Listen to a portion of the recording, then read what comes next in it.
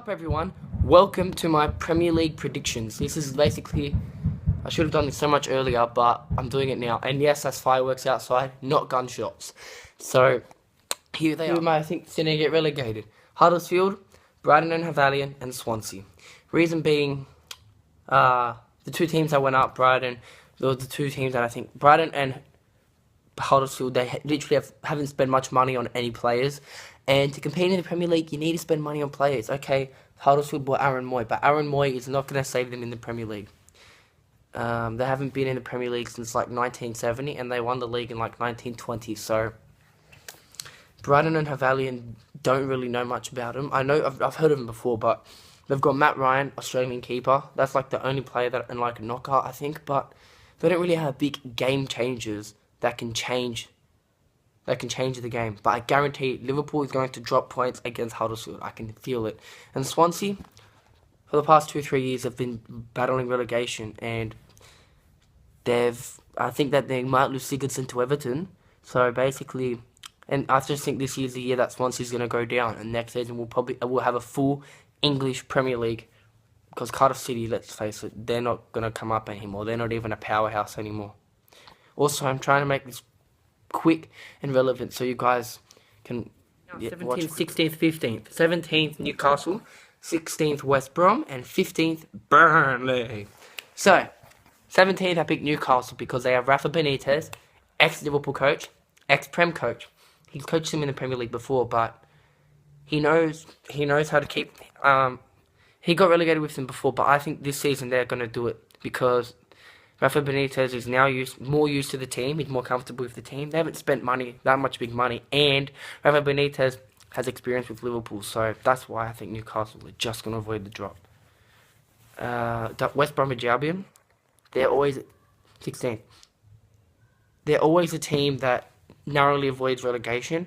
So I'm putting there. Tony Pulis is a great coach for narrowly avoiding teams from relegation as well. They lost Jake Livermore. And I think that's why I put him a bit further down as well, because he was a very crucial player for their team. But they've still got Rondon, so I think Rondon is going to save them as well. And then we've got Burnley. They've lost Andre Gray to Watford, and they're going to lack a bit of oomph up front. Sam Vokes is good, but not as good as Andre Gray. So that was 17th, 16th, and 15th. 14th, I have Crystal Palace. 13th, I have Stoke City. And 12th, I have Watford. Crystal Palace, they've got Frank de Boer. They played okay in the Premier League Asian Trophy. They've signed a few loan players from other Premier League teams. As long as they can keep Benteke.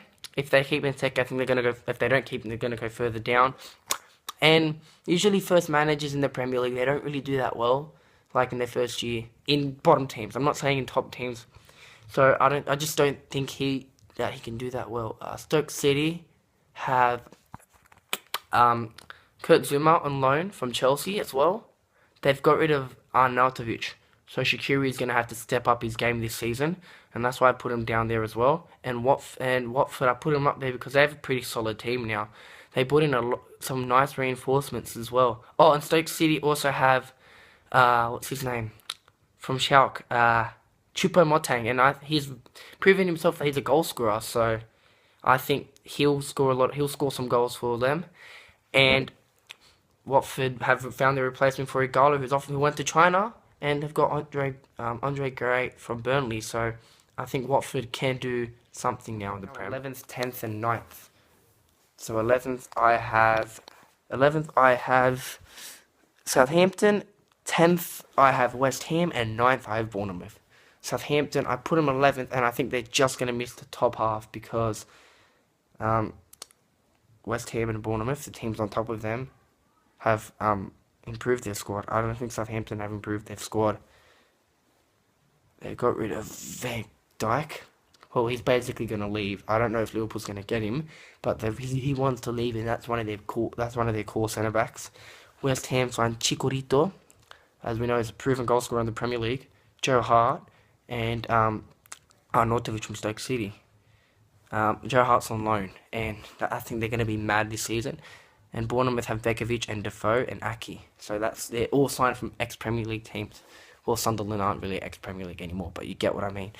So, and Defoe can score goals and I think he's got one more year left of scoring goals. So so that's who I think is going to be 11th, 10th, and 9th.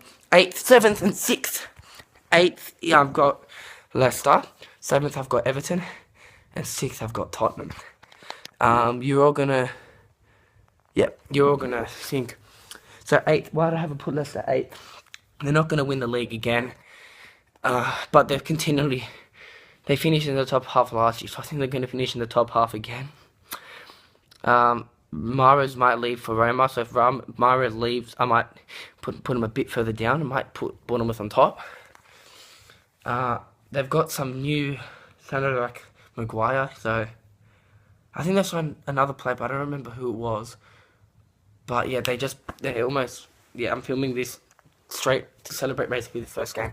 Yeah, so they almost beat Arsenal, so they've proven that they can still play against those big teams. Now, and Everton, they've got Wayne Rooney back, and Rooney's I think going to do everything.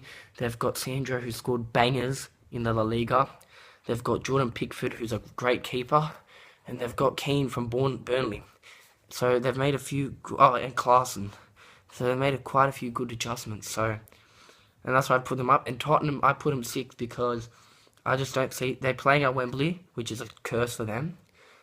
They haven't signed anyone, and compared to the other teams that are above them, they're just not going to play as well. I don't think. I think Wembley's going to hurt them this year, and Champions League is going to hurt them this year as well. 4th and 3rd now, so we're getting into the single-hand teams. 5th, I've got Chelsea, correct? Yes, and 4th, I've got Arsenal, and 3rd, I've got my beloved Liverpool. So, Chelsea, why do I think they're not going to make Champions League next year? Because every time they try to win the league again, it always backfires. They're the team that uses the least amount of players. They did that last year.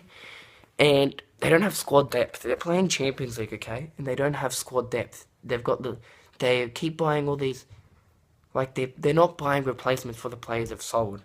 John Terry, yeah, they bought Rudiger at the time that John Terry was, like, I think he was still there. Morata is basically there, and Diego Costa's still there. That's basically replacements. So they bought replacements, but they don't have squad depth. Like, they've got rid of all these young players. They've loaned them all out when they're in Champions League when they should be using them. Arsenal, Lacazette scored this morning, so I think they're going to do well. But compared to the top 3, I just think and as long as Sanchez and Özil stay, they can do well. And Liverpool, I would honestly put us to win the league if we had bought a good striker like an Aubameyang. If we had bought an Aubameyang, I would put us to win the league. But we still need a good centre back. I don't know about Van Dijk still. We bought Robertson, so we fixed our left back, which is good. And we got Salah. Salah is mad. We've got Solanke, but he's young. He's for the future. So we've got a bit of squad depth for the Champions League too, which is good. I mean, if Liverpool make the Champions League by winning home and away against Hoffenheim, so that's the quick clarification, and then we'll have good squad depth. Who have I predicted to win the league? 2nd, I've got Manchester City, and 1st, as much as I hate saying this, Manchester United. Now, I think it's going to be a tight race for the title between those two this year. Man City have bought countless players. Danilo, Kyle Walker, who else? Mendy. So they break the transfer record for the most defenders 3 times. And I can't really remember anyone else. But yeah, they've bought those players, right? They've bought them in. They're strong. They're great players. And I think that they're going to do well. Pep Guardiola is back. Pep Guardiola's in, and I think he's going to have a great second season. Now that he's adjusted more to his team as well. And they've got Edison, the keeper from Benfica. And Manchester United, I think they're going to win the league. Mourinho always has a good second season. I think they're going to get knocked out of the Champions League early, so they're just going to focus on the league. And Mourinho always has a good second season. He won 3 trophies with United last time out. I know he don't worry about communication. And yeah, so that's why I think United's going to win the league. They've got Lukaku's good. I'm not saying they're going to win it because of Lukaku, because his first touch is absolutely crap. If he had a better first touch, I said this in my Q&A video, he'd be one of the top 10 strikers in the world. But his touch is horrible.